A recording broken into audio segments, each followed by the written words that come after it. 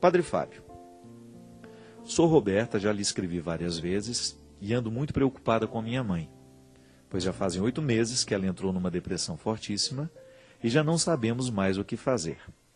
Eu e minha irmã, na verdade, não aguentamos mais, porque tem sido muito difícil e sofrido para todos nós, Padre. Sei que minha mãe sofre muito, mas também chego à conclusão que ela não se esforça para tentar mudar. Está fazendo terapia e o próprio médico fala que ela precisa reagir, só que ela continua na mesma. Às vezes perco a paciência, grito com ela, depois me arrependo. Não sei mais o que fazer. Chamo para ir à missa, para ir à praia, cinema, várias outras coisas, e nada ela quer. Só fica em casa sentada, deitada, e cada dia sente uma coisa diferente. Dor de barriga, dor de cabeça. Outro dia ligou aflita dizendo que os olhos pareciam pular, como se tivesse uma pressão alta no olho, né? Enfim, tem sido muito pesado, Padre. Sei que Deus não nos dá um fardo que não podemos carregar, mas está bastante difícil, e gostaríamos de pedir que o Senhor pudesse nos dar uma ajuda com sua palavra. Roberta, de Recife. Roberta, o processo da depressão precisa ser tratado com muito cuidado, minha filha. Nós já falamos aqui muitas vezes sobre isso, né? Primeira coisa, o paciente de depressão, ele precisa ser muito respeitado. Agora, chega um momento em que o respeito compreende também uma ação firme com aquela pessoa. Primeiro porque a gente precisa buscar o tratamento adequado. Existem depressões que são frutos, são resultados de um processo químico, de uma desorganização. É engraçado que nos dias de hoje a depressão cresce muito, mas ela sempre existiu na história humana. A gente tem essa depressão e hoje existe muitos casos mesmo, que a gente chega à conclusão que eles são resultados de um jeito estranho que nós estamos vivendo, de um jeito de viver, que está diretamente ligado à nossa alimentação, que está diretamente ligado aos nossos hábitos. Eu diria que você precisa ter cuidado com a sua mãe nesse sentido. Respeite, tenha paciência com ela, mas você também precisa colocar as regras. Quem está doente precisa se tratar. Porque se não se trata, adoece a casa toda. Então buscar o melhor recurso, o melhor tratamento, tentar modificar um pouquinho o contexto da vida daquela pessoa, sabendo que o primeiro passo é um médico que possa fazer um bom diagnóstico, porque às vezes não é o melhor diagnóstico ainda. Às vezes muita gente não melhora da depressão porque ainda não acertou a medicação. Infelizmente, minha gente, eu particularmente penso que nós não podemos ficar com um diagnóstico só. A gente sempre precisa buscar uma segunda opinião. É importante a gente ter essa segunda opinião.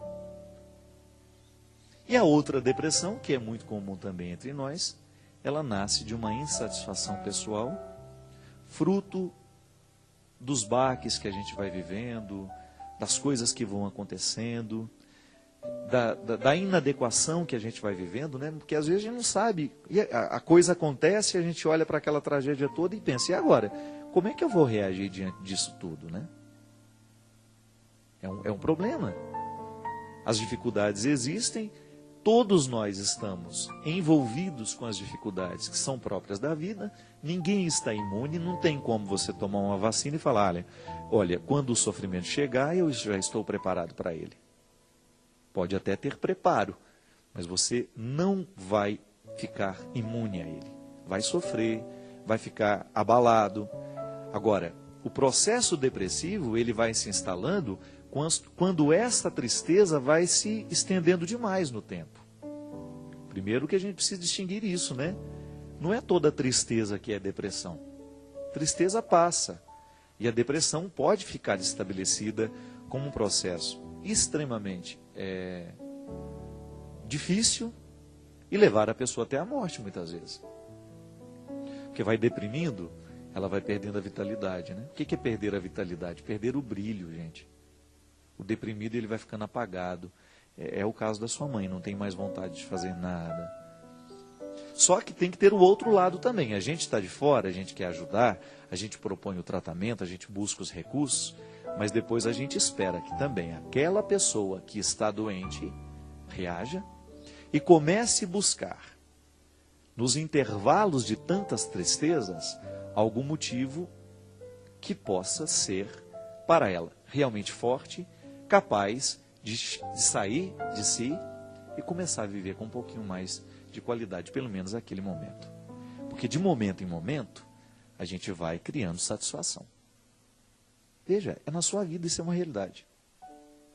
Digamos que hoje eu tive decepções o dia inteiro. Mas eu preciso descobrir, no meio desse monte de decepções, um espaço onde eu possa ter uma satisfação.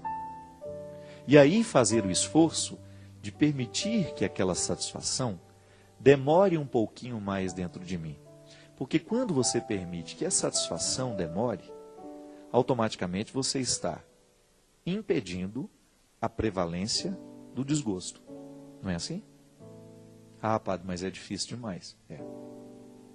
Infelizmente, nós não temos como te dizer que vai ser fácil. Porque não é. A vida é dura. Ela é dura, mas o tempo todo ela também nos apresenta um motivo para a gente ficar satisfeito. Só que a gente não vê.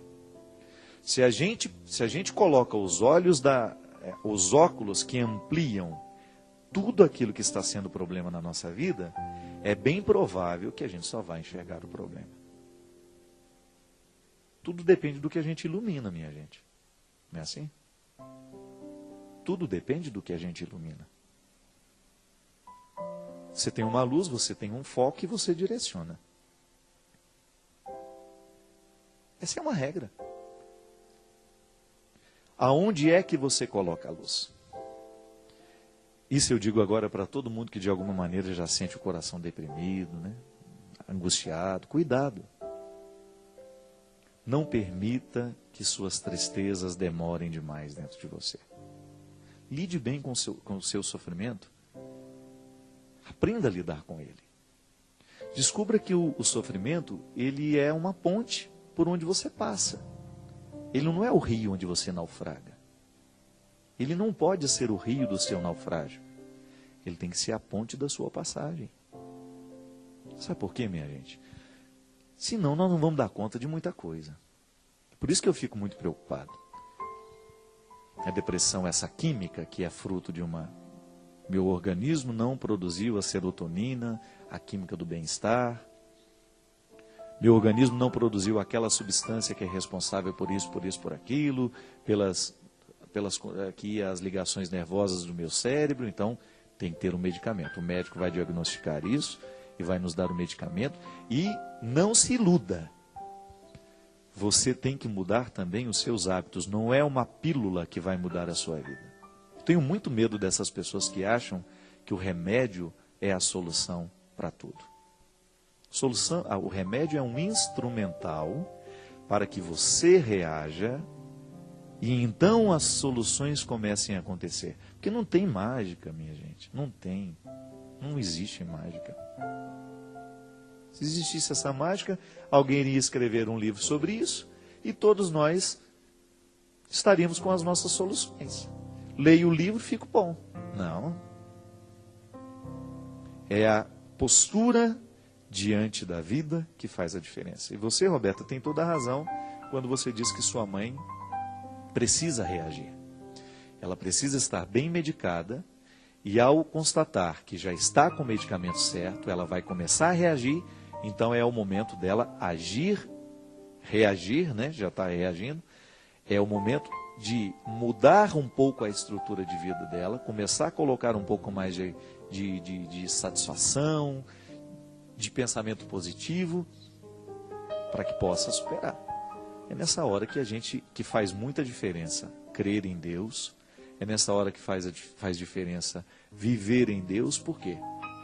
Porque quem tem essa dimensão da fé dentro do coração, sabe disso, por intuição. Que Deus não nos deixa esmorecer.